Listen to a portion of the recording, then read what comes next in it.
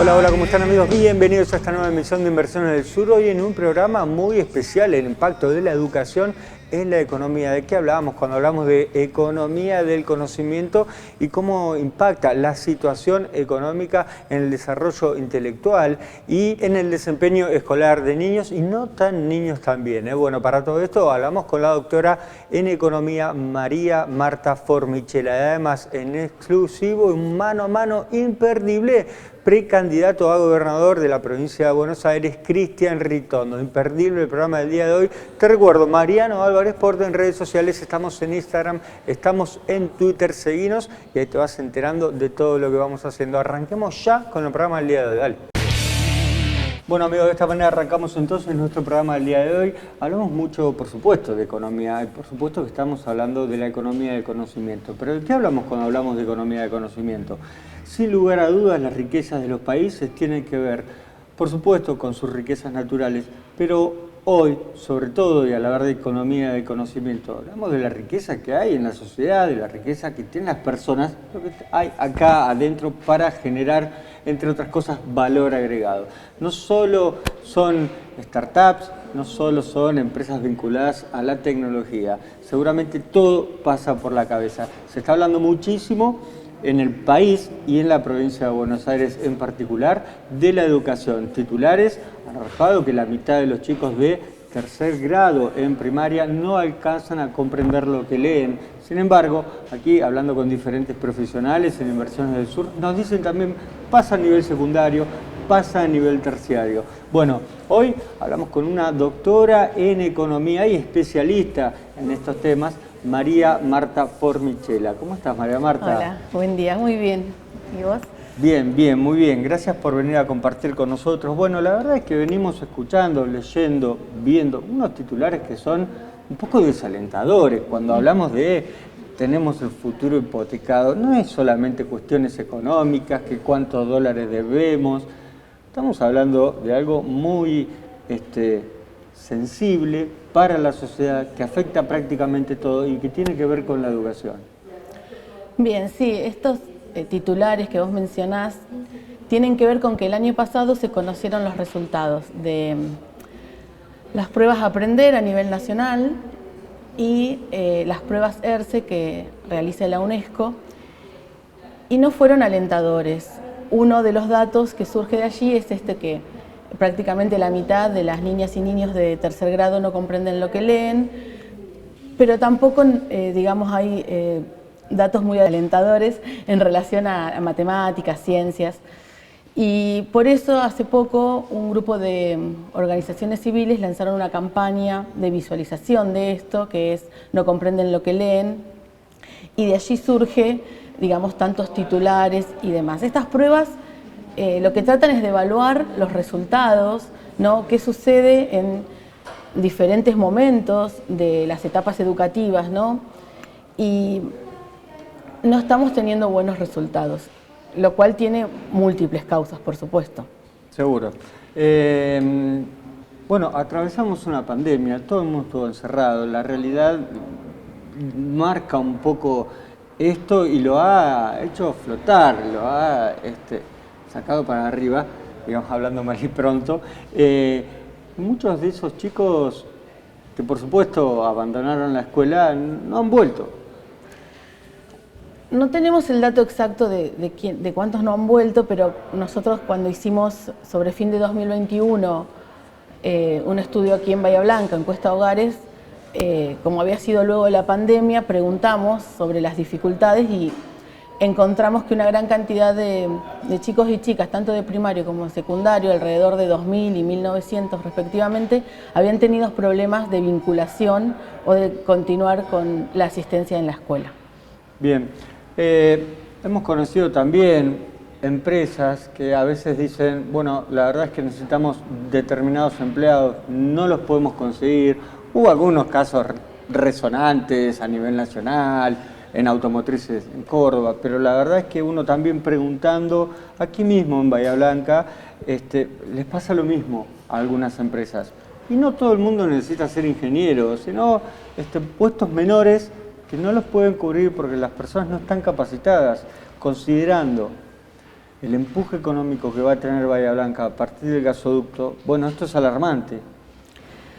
Sí, la cuestión es que lo que vos estás mencionando tiene que ver con algo que hay una diferencia entre lo que es la cantidad de años de estudio aprobados y la calidad educativa o las competencias, aptitudes y actitudes que se adquirieron en esos años. Una cuestión que hemos estudiado aquí en Bahía Blanca es que hay lo que se llama segmentación educativa. Digamos, que los recursos están distribuidos en las escuelas de una manera desigual y que eso está asociado con lo que se llama segregación económica educativa, con el nivel socioeconómico de los estudiantes, y hay situaciones en las que se conjuga, como algunos autores denominan, y termina habiendo escuelas pobres para pobres y escuelas ricas para ricos. Eso hace que podés tener el mismo título nominal, pero distintas competencias adquiridas. Y lamentablemente el fenómeno de la segmentación está presente.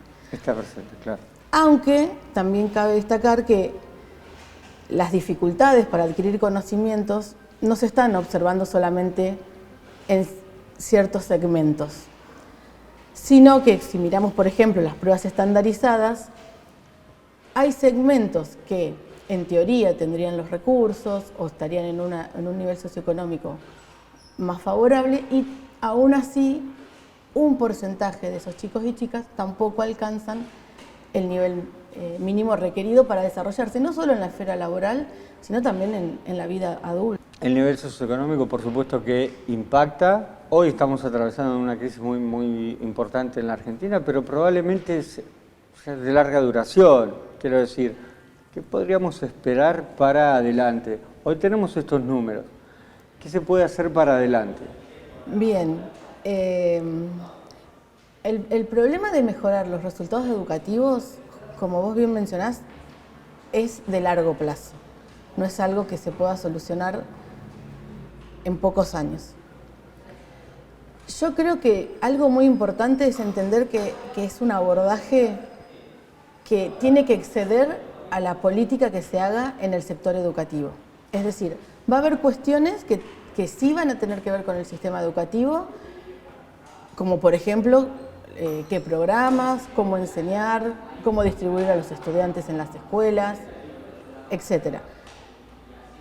Pero como muchas veces encontramos que hay factores importantes asociados a los hogares, uno puede pensar en otro tipo de políticas. Por ejemplo, si el hacinamiento aparece siempre como tan relevante, bueno, se tendrán que hacer algunas políticas de vivienda.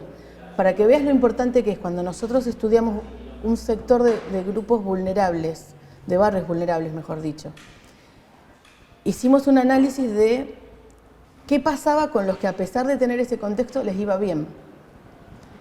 Y encontramos factores como tener en la casa un lugar para estudiar, claro, que también no solamente es un lugar físico, puede ser un pequeño rincón, pero la familia le está dando relevancia a eso.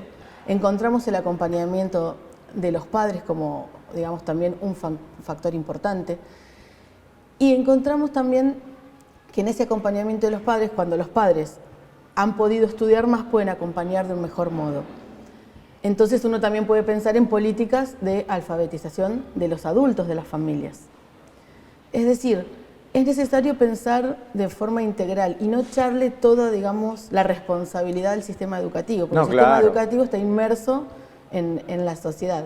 Entonces, tiene que haber, para mí, una batería de políticas que todas apunten a mejorar ese rendimiento, que por supuesto no todos van a llegar al, digamos, cuando están las pruebas estandarizadas, que hay niveles, bueno, al nivel más alto, pero sí poder garantizar que todos lleguen al mínimo necesario para poder después desarrollar su vida adulta y laboral sin dificultades. ¿Se pueden llevar adelante políticas públicas desde un municipio? Porque muchas veces encontramos que los municipios responsabilizan a las provincias a la nación, y así todos en realidad se van deslindando responsabilidades cuando hay que hacer un trabajo específico, digamos, en la sociedad. Y yo creo que algunas políticas a nivel municipal se pueden hacer. Es cierto que lo educativo depende mucho de las provincias, pero claro, también a nivel de consejo escolar está el modo en que se distribuyen los recursos. A nivel municipal existen programas de vivienda que dependen del municipio. O sea, no sé, si uno quiere pensar, por ejemplo, en el costo de oportunidad de estudiar, que nosotros encontramos que muchos chicos y chicas no terminaban el secundario porque tenían que estar buscando activamente trabajo, o estar trabajando, o estar haciendo claro, tareas en el hogar de cuidado por una cantidad excesiva de horas. Bueno, también se puede pensar en becas, y eso puede llegar a hacerse desde el municipio. Digo, creo que algunas cosas pueden llegar a hacerse. Por supuesto que la educación depende de las provincias, pero... claro.